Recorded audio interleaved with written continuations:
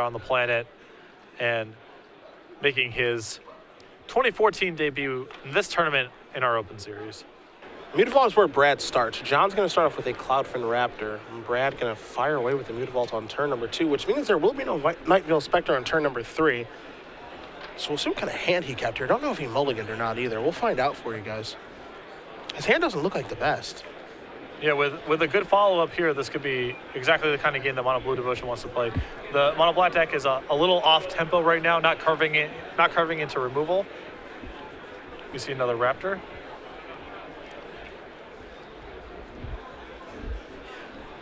So Brad, 3 lands in this hand. He has a third copy of Mutavault in his hand. So Yikes.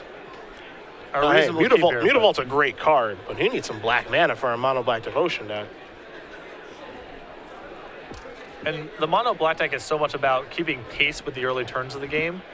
And these kind of openings are where Mono Black can potentially really struggle in the matchup.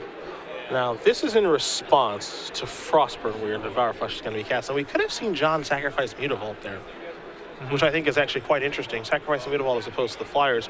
Because I don't think Mutavault's impact in this matchup on Westmore's side, I don't think it plays a lot. But we don't know how many lands he has in his hands, so we don't know how important that is and what he's working towards with Biden and some other things. Yeah, the sideboard in Mono Blue in the sideboard games goes to a lot of 4-mana spells, so he might not be in a position to, even if he's aware of that interaction, he might not be in a position to lose a land here if he has one of his powerful 4s.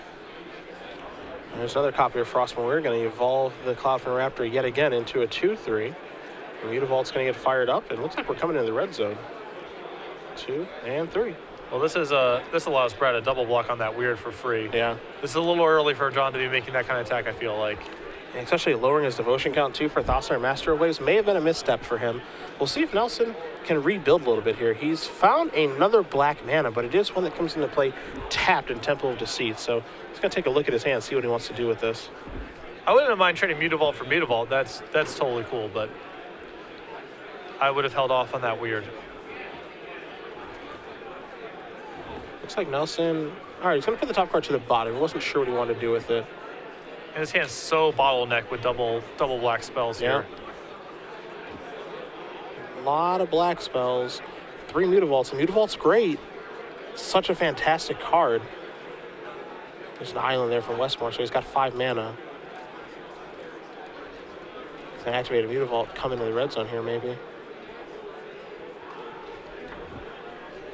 Let's see. Turns on the Mutavault and We'll play a Frostburn Weird. Going to evolve here.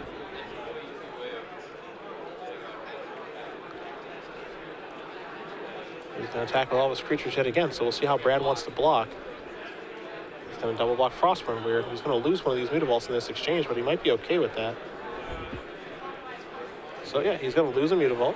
Frostburn Weird bites the dust. 3 damage comes across in the air. It's going to knock Nelson down to, I believe, to 12. We'll get our life totals updated for you guys at home. I believe and 10. It's going to be 10. And now let's see if Brad can catch up again. He's going to be in 1 spell a turn territory for a very long time, as he just only now has a second black source of mana, and he has so many double black cards in his hand. So even though he found a second black, he's not out of the woods yet by any stretch. You see a Hero's Downfall over there for Nelson. Gray Merchant as well, but no 5th land. Gray Merchant would actually be really good right now too. Not great, but pretty good. Yeah, it would require John's entire turn of blue mana to attack through it with a Weird. It would hold off the Mutavault, recover some life.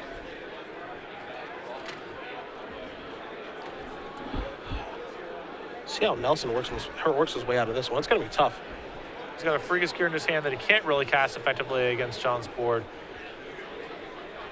But playing the Desecration Demon is fraught with some risk here, as John has presumably extra creatures in his hand he can be casting. The Lifebane Zombie doesn't block the Cloudfin Raptor, and just none of the cards in his hand are really that great. They're all just really awkward, yeah. Like in what they can do.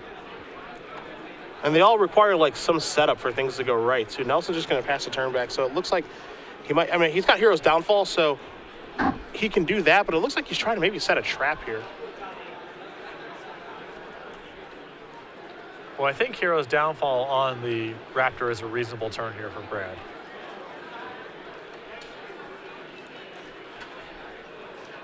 Yeah, Westmore's shown that he'll get really aggressive with those Mutavolts. And being able to make Farika's Cure a real card could play a huge role here. Yes. And that's another thing. Does Brad cash in the Cure here? Because this might be his only shot to do so. Yeah. All right, everybody in the red zone. Yeah, Nelson's going to immediately fire at Mutavault. He might just try to block Mutavault on Mutavault here, and then with any luck on his side, Frostmourne Weird gets activated a bunch, and then he fires off Farika's Cure. And I think that's what's about to happen, yep.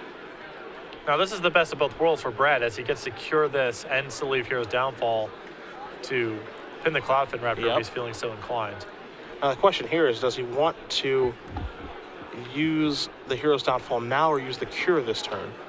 Because using Hero's Downfall lets you use all of his mana, but Cure takes care of the Frostmourne, but then you're taking 3 in the air. So that's actually pretty tough. Yeah, it's hard for me to say no here to getting to cash in this Farika's Cure that's going to be really hard to use otherwise for so much impact. I mean, this is a really tough decision here, but it looks like he wants to go downfalling. Yep, so he's going to take care of the Raptor. This might be, oh, what is this? Ooh. Oh, boy. Mizium Skin. Oh, boy. That is huge right now. Counters the downfall. Mutavaults will trade, but Nelson's going to end up taking 6 points of damage, and that's the reason you didn't see the third activation of Frostmourne Weird. What a blowout. Nelson draws a card. It's a Nightveil Spectre, and he's going to extend the hand. So, John Westmore moves on to 4-0. Mono Blue Devotion doing a lot of winning this week. And Brad Nelson picks up his first loss. You see him kind of shaking his head, a little frustrated. Maybe he could have done something else to get back in that.